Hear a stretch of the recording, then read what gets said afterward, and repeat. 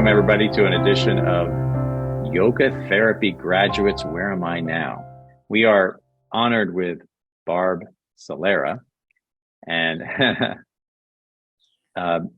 Barb finished her training in June of 2021. So she's been out at the time of this about a year and a half.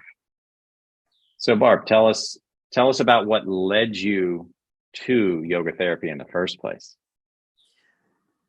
Well, I felt like I didn't have enough skill with yoga and with teaching yoga, and I had someone in one of my classes that just broke down, and I could not help her. What happened was during a kind of a meditative period in my class, repressed memories started to come to the surface of trauma. So, and I didn't know what to do.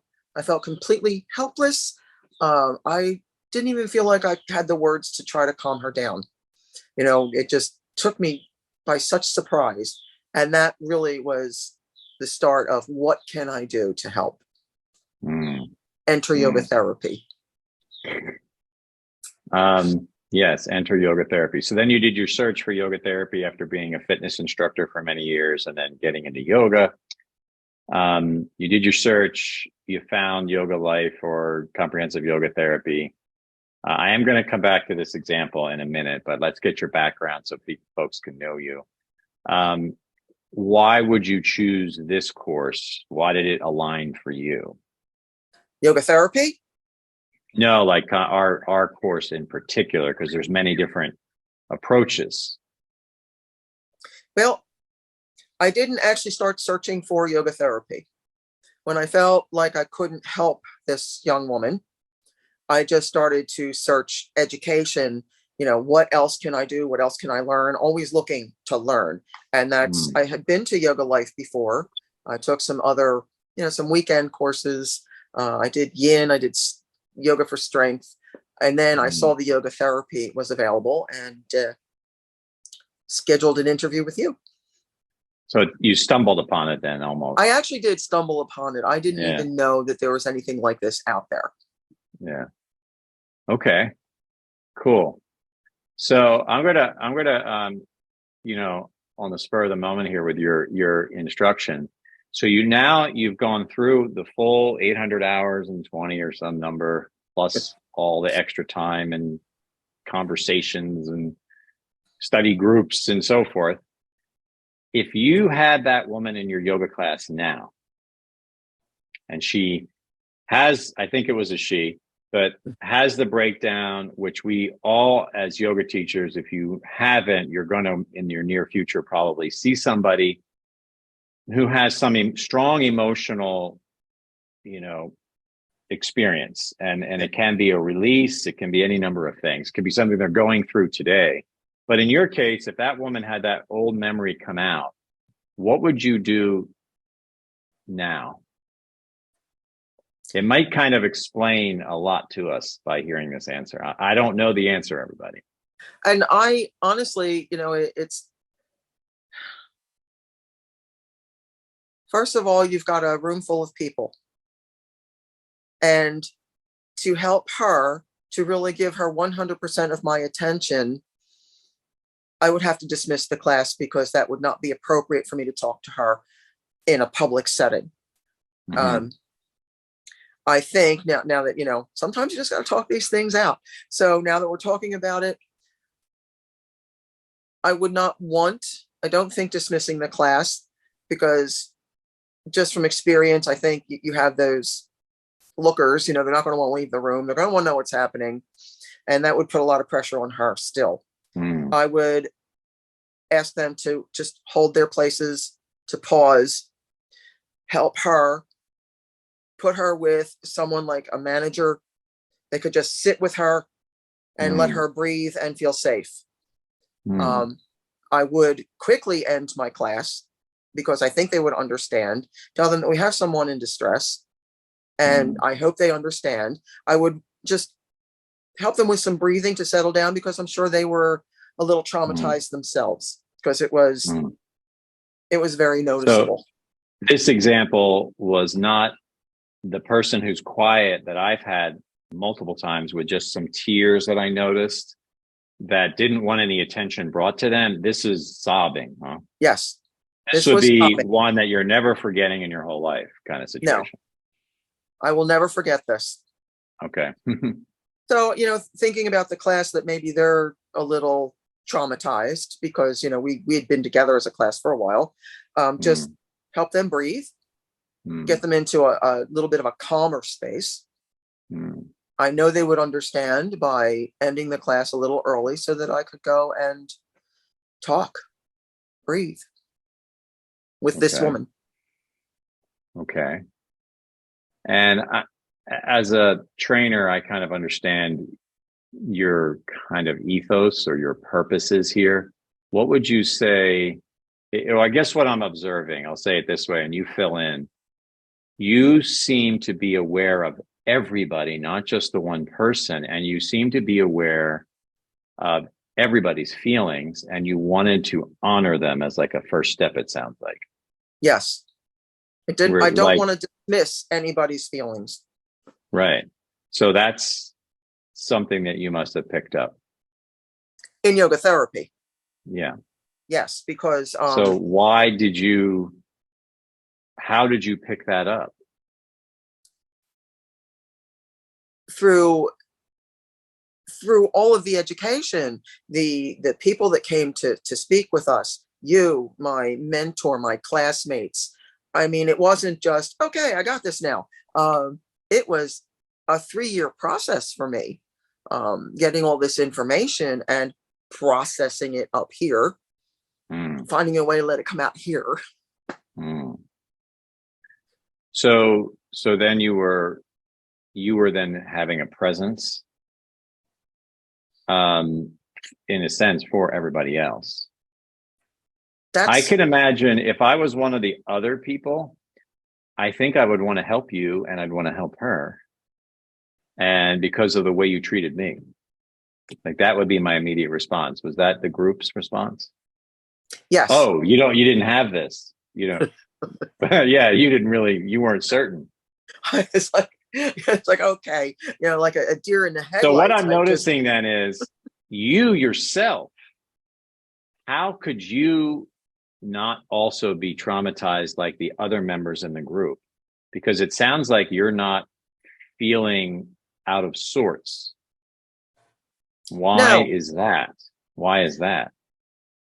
That's very interesting because Well, that shows a development of your own character over this process. and I think honestly that's been with me most of my life, is to be able to just have my feelings take a step back Hmm, so that I can react, or not react, to act. I've been that hmm, way with my family. I've been that way with my friends. It's like that doesn't, I don't even think about that. I don't think about, it's almost like, you're in a car accident with someone, hmm. you're bleeding and you don't know it. You just want to help the person next to you. All right, now I'm gonna test you on this because I think you may have a new perspective so that your reaction wouldn't be as extreme. Of course, you're going to feel a lot in this kind of a Yes. dynamic. Yes. That how did your perspective on life? What are some of the shifts? Just I top one or two that come to mind. The big shift for me, and it might not sound like much, but it's huge for me. I'm a calmer human being. Mm-hmm. I just constantly pushed and didn't know when to stop. I didn't know when to breathe. And Mm, I actually didn't know until mm, yoga therapy, because I was like, and never exhaling. And then in mm, yoga therapy, there was this, with all of the classmates, there was this calmness, always a gentle energy, not the energy to just push, run, go. mm, This was huge for me, because then I could calm myself enough to really look at who I am in this moment, not who I was, not ruminate on everything I've ever done wrong in my life, mm, but mm, to be me in this moment, Mhm. and think about how I want to move forward. Mhm. And it sounds like for you, that was an overall process Yes, that happened from probably studying all the teachings of yoga, right? And then incorporating them. Did you did you change your own personal yoga practice for yourself, like, or like kind of adapt it to meet your needs more during this process? absolutely.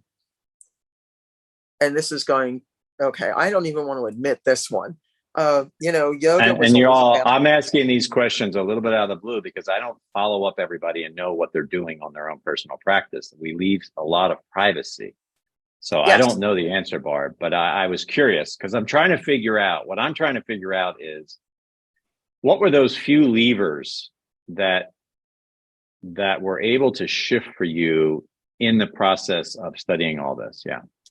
So before yoga therapy, even in, with my initial training, it was about moving, getting exercise, building heat, move, move, move. And then I realized it's really not about so much the movement as it is about what's going on up here, to quiet yourself, to meditate. And I heard it. I heard people saying it. It just never really sunk in. Is that the movement really is there to prepare you to meditate. Mm-hmm. The meditation is so important, and I think a lot of people just sort of glaze or skip right over the meditation. I see it in classes.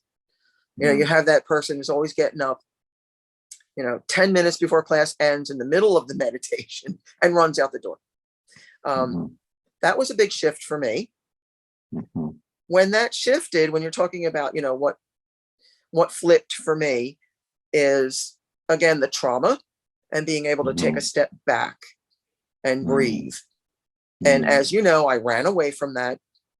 I didn't want to be involved in trauma. I didn't want to be involved in any of the things that I'm involved in now.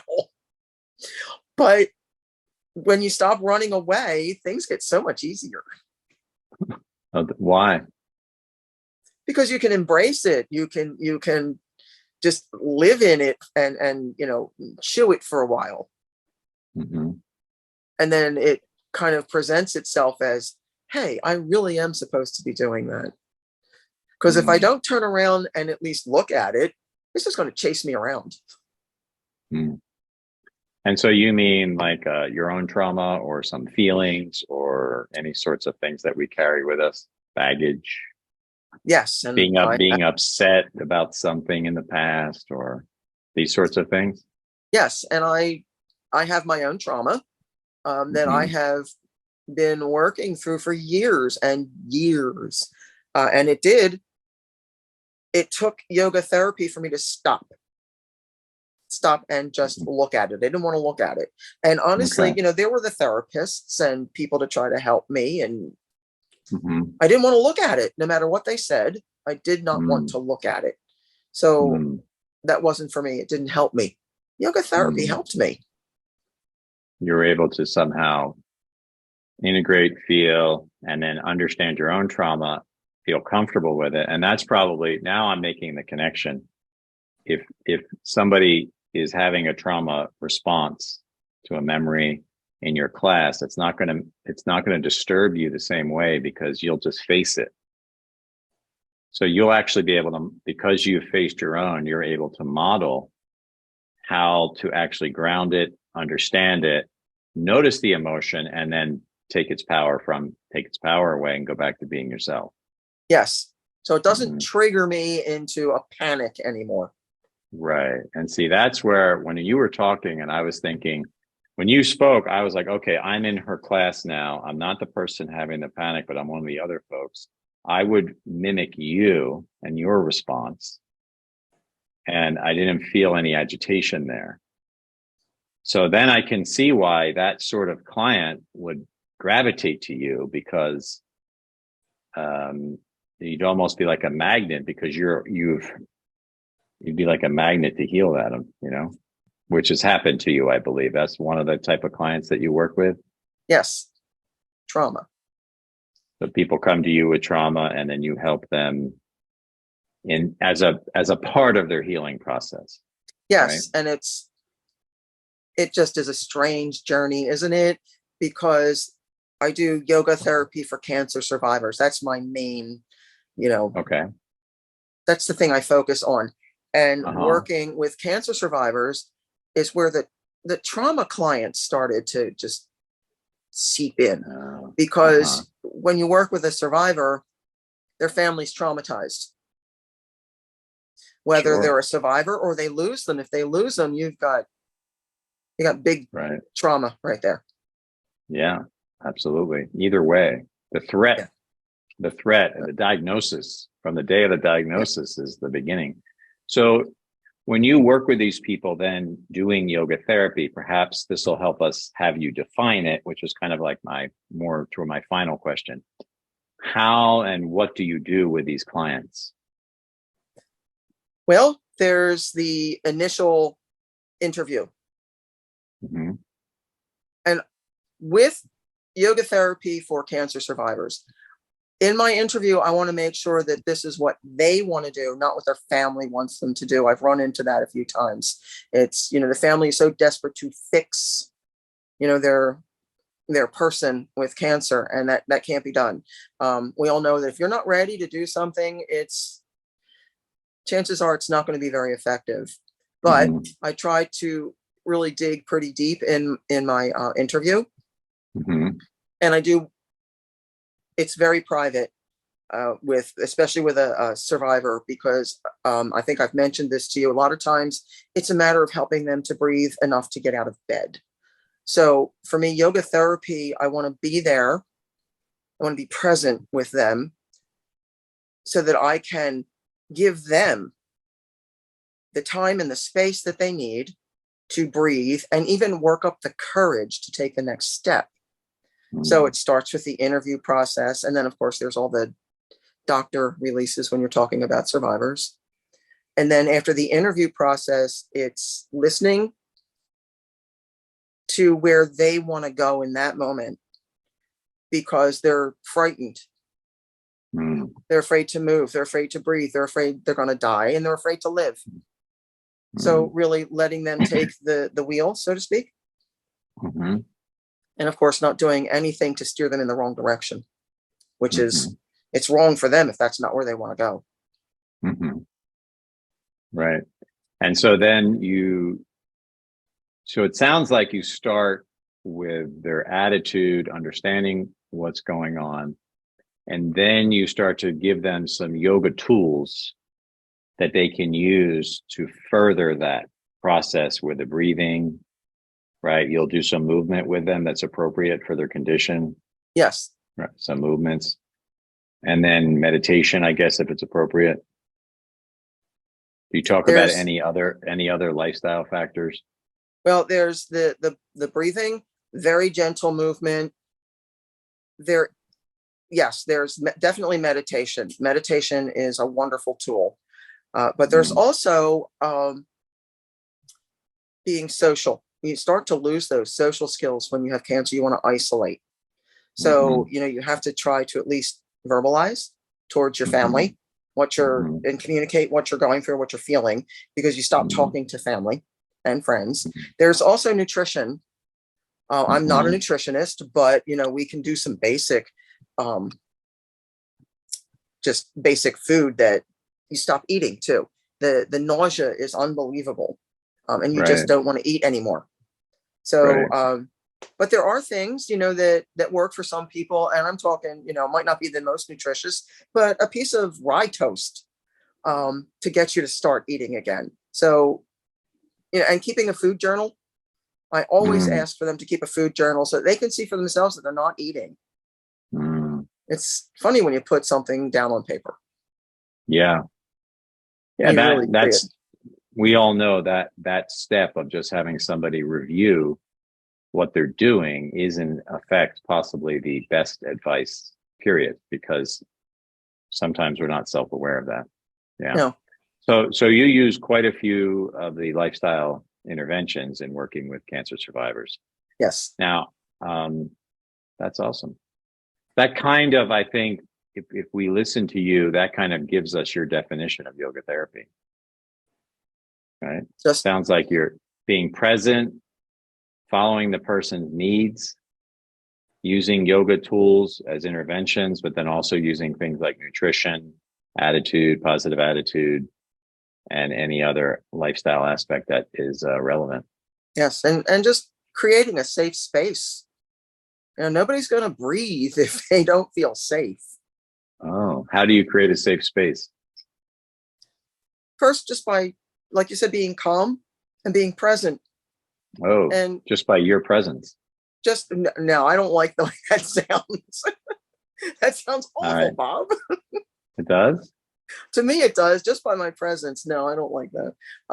Well, I guess all right, by being a person that will only listen to you and not tell you things or not be anxious around you.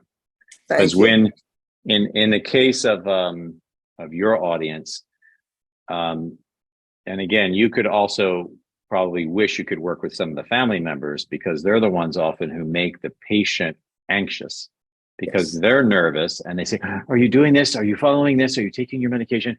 Did you get some sleep? And meanwhile, when you're the patient and somebody comes at you, it's like, I have to manage the other people that are worried for me, and I have to manage my own feelings. Yes. So you come in and you're not doing any of that. You're just a presence. Yeah. I'm right. I'm just there. I'm there Right. to let them breathe, talk, cry.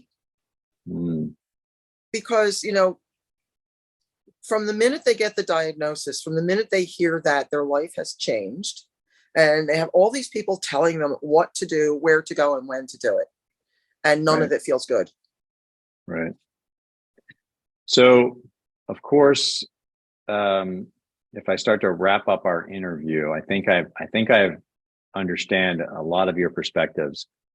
You probably occasionally meet somebody who might be called just a stressed out person, or somebody with anxiety, or some other situations too. Am I right? Yes. And just again, knowing you probably just behave the same way. I'm going to guess. Yes. Am I right? Yes. So although we were talking a lot about yoga for cancer survivors, or just people with a cancer diagnosis, that's still the way you would treat most anybody. Absolutely. Whether it's like a teenager, or worried about college, or a employee at a big company feeling trapped or something, and you work with them. Yeah. Yes. And you're right. Excellent. It's the same. We're the same. It's just what we see is different. So you have a cancer survivor who's crying, and then you have maybe somebody who's stressed out at work and just having an anxiety attack in front of you. Right. And then you give them all these tools, and then they start to apply the tools and the exercises, and then suddenly they gain a sense of control. They start to be able to manage their own nervous system, their own thoughts, their feelings. Yes. Honor them, understand them, and then start to just smile that more simple. like you. Yeah. It's just that simple. Right. Excellent. Well, Barb, thank you very much for telling us so much. Appreciate it. And we wish you well with all your great work. Thank you, Bob. All right. Is there anything else you want to say to our magnificent audience? Just go with it. Don't fight what's looking you right in the face. And don't overthink it either. It's not as hard as you think it is. Great. Awesome. Thanks again. Thank you.